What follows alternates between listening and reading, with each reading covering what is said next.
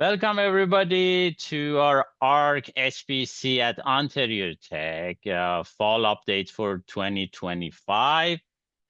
My name is Armin Sobani. I'm an HPC technical consultant based at Ontario Tech University.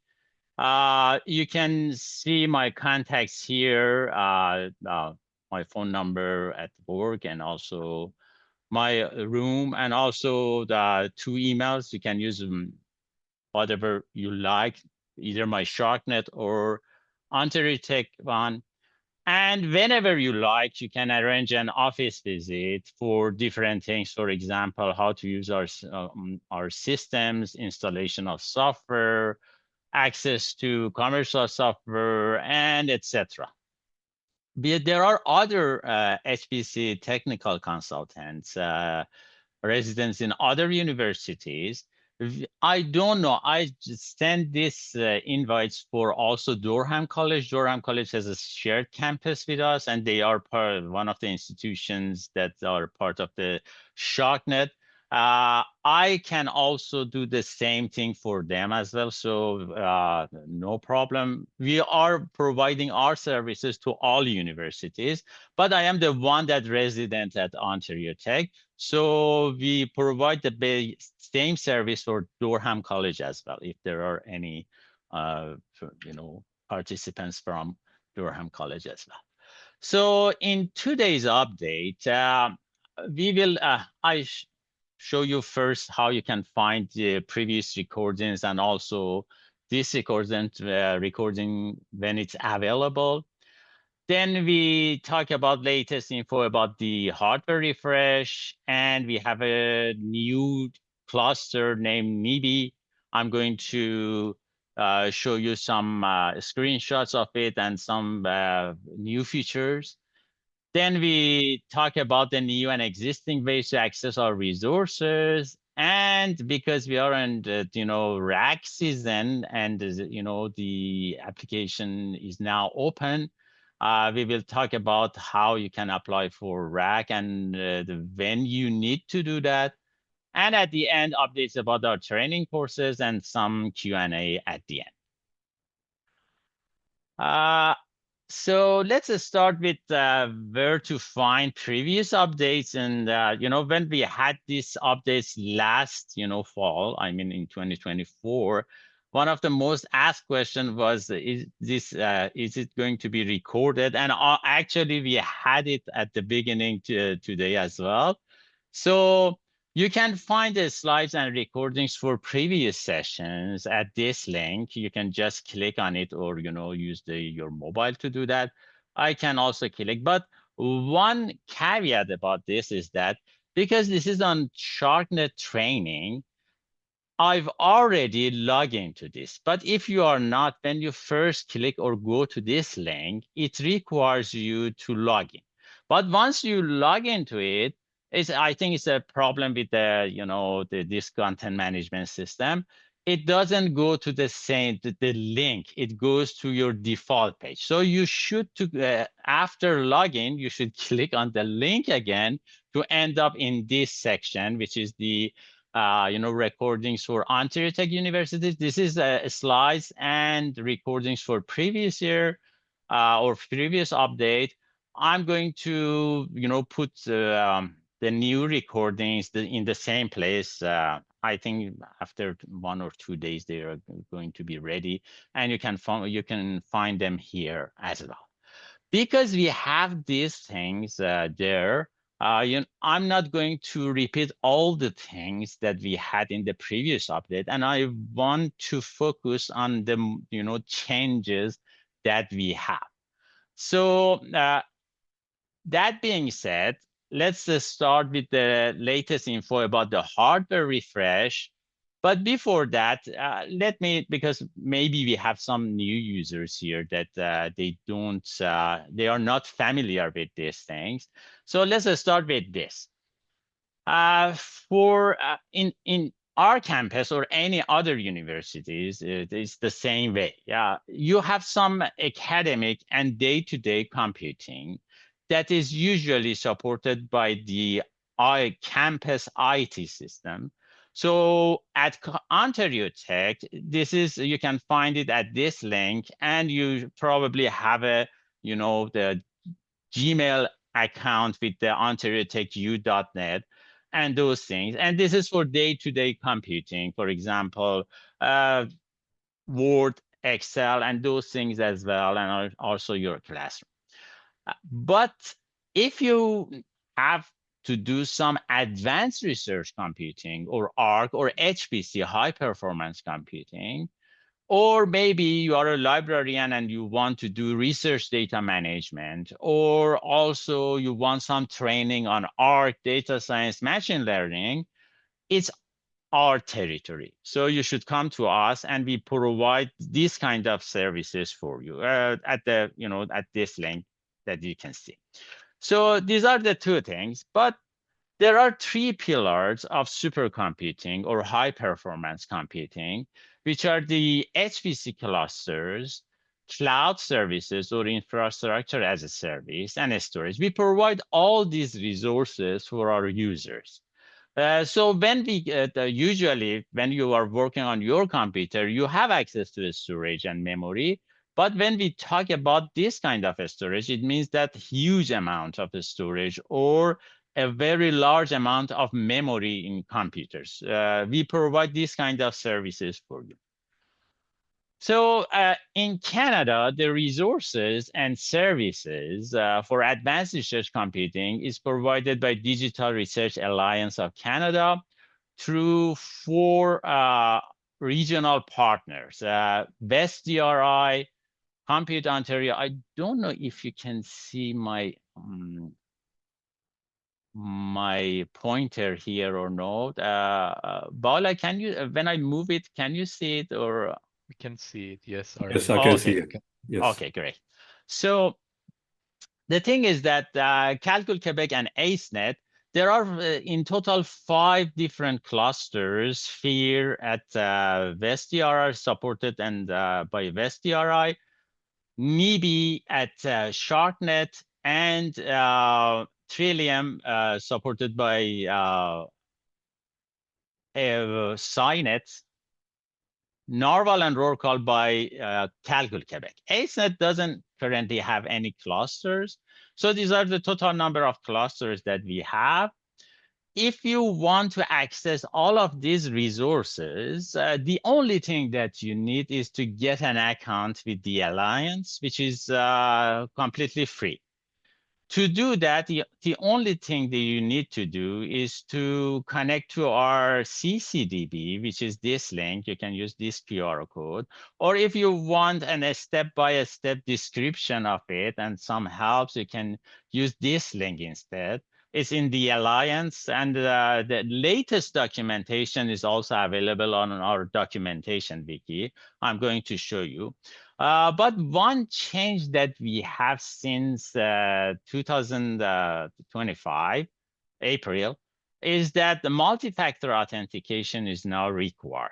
You can find more information about it, but the good thing about it is that it uses the same soft app to authenticate, which is Duo Mobile. So it's like the same that we use at OntarioTech. So you're already familiar with it. The only thing that you need to do is to also register your CCDB account with this so you can get the notifications when you log into our system. So now for both, whenever you log into our CCDB or also our clusters or any other services, you have to provide this MFA or a second factor as well. This is one major change that we have. These are the supercomputing resources, the 3 pillars that I mentioned. The clusters that we have, you can find it, their name and address, Sphere, Narwhal, NIBI, Rorqual, and Trillium. And these are our cloud services or infrastructure as a service, Arbutus, Beluga, Cedar, and NIBI. These names may be changed soon because these are some of them. NIBI, actually now the cloud is also changed, but for Cedar and Beluga, maybe later the name of the cloud also updated to the name of the cluster. But for now, it's the same as before. And the storage space, you have access to 3 different file systems on all of our clusters: home, project, and scratch. There are different caps or limitations for them. Some of them are regularly backed up, for example, home and project, but the scratch is not. You can find more information about these things on our documentation wiki. I'm not going to take much time in this. So one thing that is important is that at any time, because these are so dynamic, these services are at any time, maybe something happens and they may not be available. So the first thing that you have a problem accessing these services is to check our status page. You can find a QR code here and also the URL. I can show you here by clicking this. Here you can see the latest status of each of the clusters. So for example, if you have a problem, you can see that, for example, our previous cluster, Graham, is on end of service and is not available anymore, for example. But for NIBI, for example, you can see that there is a planned update of admin server, for example. And by clicking on this, you can find more information about that. So whenever, and it's the same for cloud services as well. So whenever you have a problem accessing them, the first thing that you should do is checking the status page. Here is our, our HPC clusters and storage after the hardware refresh. You can see that the only cluster that is still, not going through the hardware refresh is normal. So it's nothing changed about it. But the other clusters, they are all, changed to their successors. For example, for us, Graham changed now to NIBI. This is the successor to Cedar. You can see the number of cores and GPUs. You can see that all the GPUs now upgraded to H100. The only exception is for Narwhal, which is all the GPUs are A100 still, because it's the old cluster. And this is the amount of storage that you can find and the total amount. You can find all these informations on this link or this QR code. NIBI, as you can see here, has 36 nodes of NVIDIA H100 and 4 AMD MI300A that I'm going to talk more about this. One thing that you can see here is that most of the previous clusters are now decommissioned. You can see the dates. The only one that remaining is Beluga, which is only login. You can log in to manage your files or transfer them to the new the successor, which is Rorcal, sorry. So these are the things that the information about our new clusters. But that brings us to our shiny new cluster, NIBI, which is built by HyperTech and hosted and operated by SharkNet at University of Waterloo. NIBI is the Anishinaabe word for water. That's because, as you can see in this video, NIBI uses the liquid immersion cooling. So that's cool. And that's one of the reasons that we chose the name NIBI for our new cluster. Here are some new specs of CPU nodes. You can see that in total, there are more than 130,000 CPU cores on NIBI. There are some of them, most of them, 700 of the nodes have this amount of memory. 10 of them are for large memory simulations and those things. Each of them have 6 terabytes of memory. And their local storage, which is NVMe, is on each node. They have 3 terabytes of storage on each of them. That's separate from our storage, for example, the project home and those things. This is the node local one that during running your job, you can transfer your files there to experience more speed, for example. And these are the specification of the CPUs. All nodes are on a 200 gigabits per second interconnect, and all of the nodes have internet access. This is a change from our previous cluster, Graham, in which only login nodes had access to internet. Now all the nodes, including compute nodes and GPU nodes, have internet access, and there is no need for proxy or anything. That makes your life much easier, especially those of you that want to train the, for example, large language models and those things, or rely on some databases outside of our clusters. As I said, it uses liquid immersion cooling. You can see in these videos as well. And GPU nodes, we have a total number of 42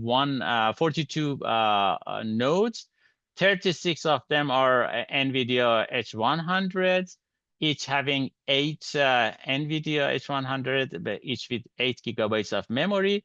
6 of them are AMD MI300A, which has a unified memory. The important feature of these 6 nodes is that they use a unified memory. So both CPU and GPU have access to same memory using the same speed, which makes them very interesting choice for some applications in science.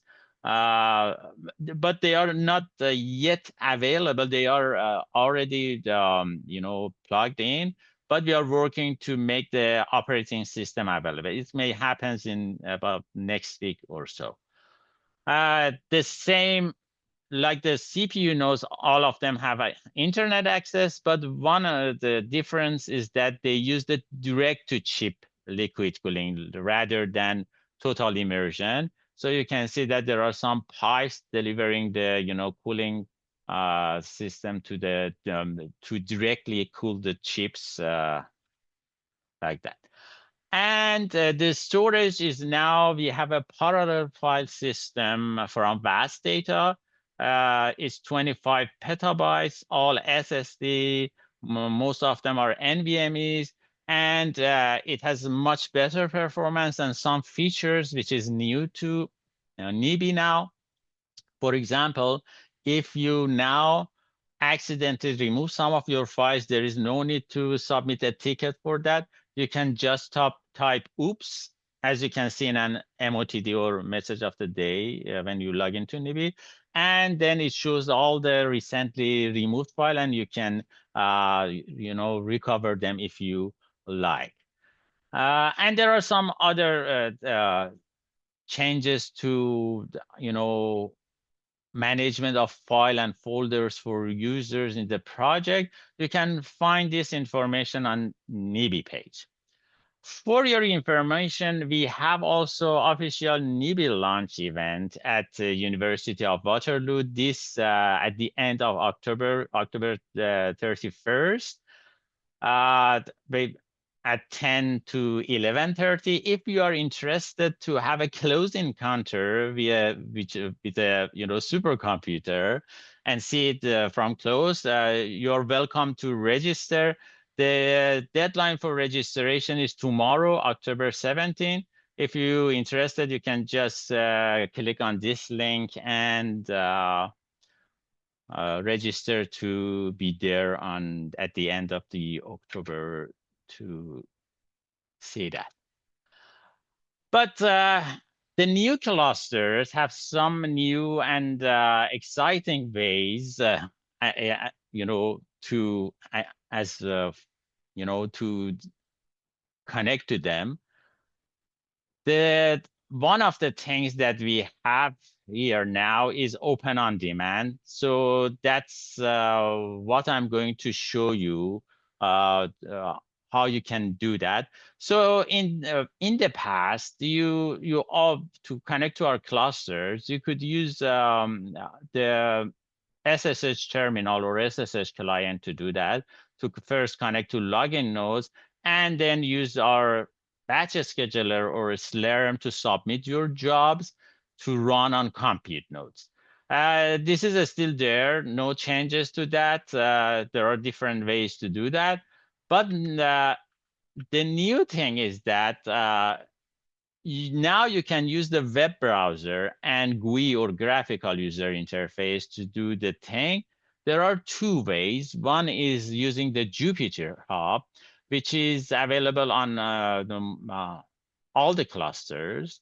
But on two of the new clusters, which are NIBI, our cluster, and also Trillium at SciNet, there is also new service, which is called Open on Demand. You can use that one to do the same thing now. Maybe in future, other clusters also provide this service to you, but currently it's only available on NIBI and Trillium. So here, these are the ways that you can connect using the SSH terminal. I'm not going to talk about that much more, because you can find it in the previous recordings and also in our documentation wiki. The new thing is that we already had Jupyter Hub. If I click here, you go to the page in our documentation wiki that shows you how you can connect to Jupyter Hub on different clusters. You can see that NIBI is not there, nor Trillium, because now you should use Open on Demand. But one thing that we can do is that because we have the same interface now on Open on Demand to use the Jupyter Hub, we may update this link to also have NIBI here as well.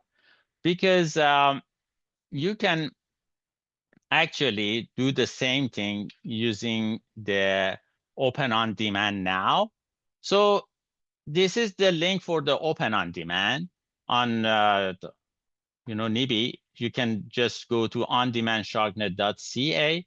If I click on this link, it goes there. And now you can see that we have compute nodes and login nodes. So this is the new thing that we have. Now you can also have a basic desktop to login nodes, or desktop on compute nodes, and also NIBI Jupyter Lab. So these are all available now. So for example, if I want to have a Jupyter lab session now, I can go here. You see this more or less the same interface like our Jupyter Hub things on other clusters. And you can ask the things that you want, for example, GPU and those things. But the good thing is that is now have all those your sessions can be there, and you can have them switch to them as you want. So if you go to my interactive sessions now, you can see that I've already opened a Jupyter lab, and it's already running. So it says that it's time remaining 2 hours and 19 minutes with 4 gigabytes and without a GPU. So the only thing that I need to do to connect to this now is to click on this. If I want to cancel it, I just click on this. If I click on this, it ends up on the same interface that you have on our Jupyter Hub thing. So you can go to Python and also VS Code and other things, and you can load the modules here. And if I just close it, it will be persistent there until the time 2 hours and 18 minutes finishes. then it will be destroyed. But once that happens, you can see the history of it here. So these are my previous sessions here. They are just there. If I'm not want to, keep them, I just delete this. But those that are already running, they are there. So you can just click connect to connect. I have the same basic desktop, which is also on login node, is already there. Uh, and if I want to switch to that, I just need to click on this to go to the desktop and start, for example, the terminal and running things here. And for example, you can see the module system is the same here. And if I want, I can close this as well. And then whenever I want to switch to that. But if you want to have a new compute node desktop, which runs on compute nodes, for example, using GPU nodes, you can come here and, for example, request for GPU. We have now MIG configurations as well. And if you like, you can enable virtual GL if OpenGL hardware, is necessary. And I can change this to 1 hour and 2 cores and launch. When you typically do this, it may take some time to allocate the nodes. So you can see that your session is currently starting. Sometimes it may depending on your previous use, it may take some time, but you can see that now it's launched and ready. So if I click on this, this is my desktop on compute node, actually the GPU node. If I open the terminal, you can see that it's a GPU node. Now we have new coding. So for example, all GPU nodes start with G, and all compute nodes start with C, and login nodes are L. So for example, if I go here and open my basic desktop session that I already have, you can see in terminal that it's L, it's L3, which means login node number 3. So this is the way that you can do it. And to run, for example, Jupyter jobs on using Open on Demand, now there are 2 ways to do that. You can go directly to NIBI Jupyter Lab here and have it like the way that other clusters doing it. Or you can have a compute desktop like this here. But in order, like the one that I allocated here, you have to prepare your Python virtual environment, for example, to install the Jupyter Lab in it. If you want to find how to do that, you just go to our documentation wiki here and go to NIBI page. So here you can see the information how you can do that. So the only thing that you need to do is that to pip install Jupyter Lab in your already existing virtual environment or new virtual environment. And then you can run the Jupyter Lab on your desktop after doing that. So that's the thing you can do. This is 2 different ways that you can run your Jupyter jobs on NIBI now using the Open on Demand. So that's more or less the thing. If you have more questions or concerns after this talk is over, you can also ask them. But the next thing that we have is connecting to cloud. Is not much different. Nothing changed here. Only some of the cloud services name, for example, NIMI is changed. You have, for example, this is good. For example, when you want to do inference only thing and you want to provide this service to other users, so you can have a persistent CPU cores for that and start to have a server there and get even the valid IPs for that and provide this service for others to use, for example. And for transferring the files, you can still use the Globus. You can find more information on our documentation wiki. And if you want to get more help, as I mentioned, all our documentation are now available on our documentation wiki, docsalliancecan.ca.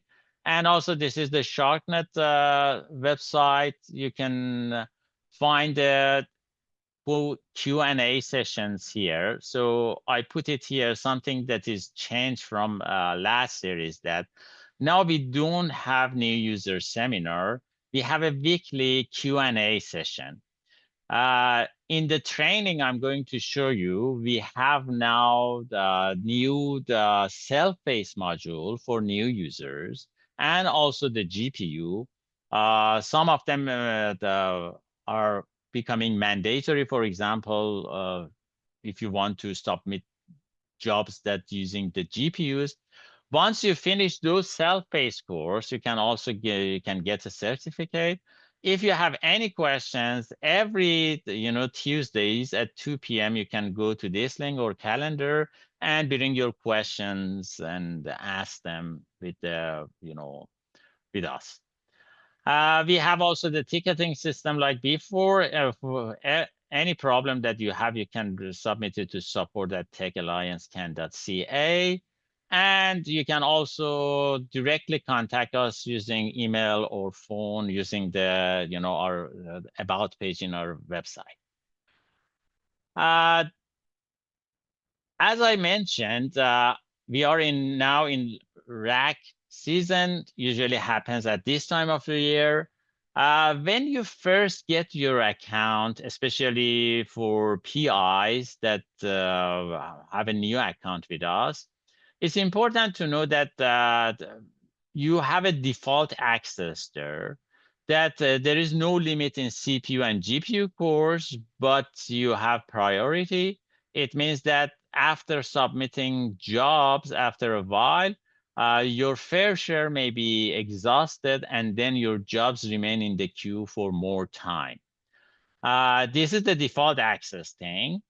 For computation, in terms of storage, you have 50 gigabytes in home quota for your home, 1 terabyte for the whole group in the project, and 20 terabyte on Scratch, and 10 terabyte in Niala.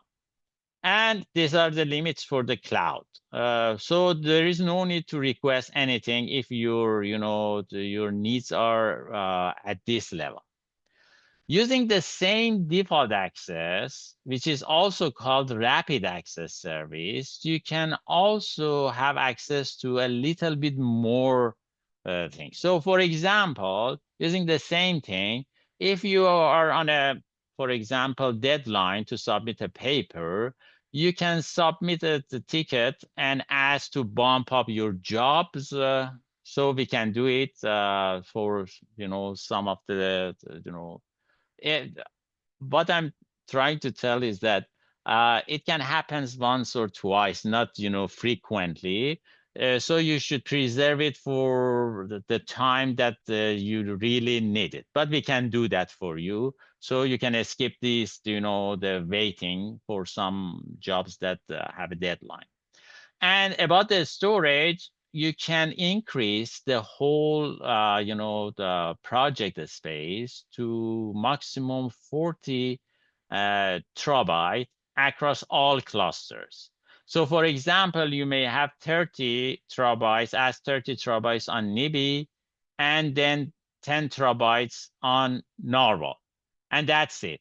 You can't go beyond that. So these 40 terabytes in across the country or overall clusters.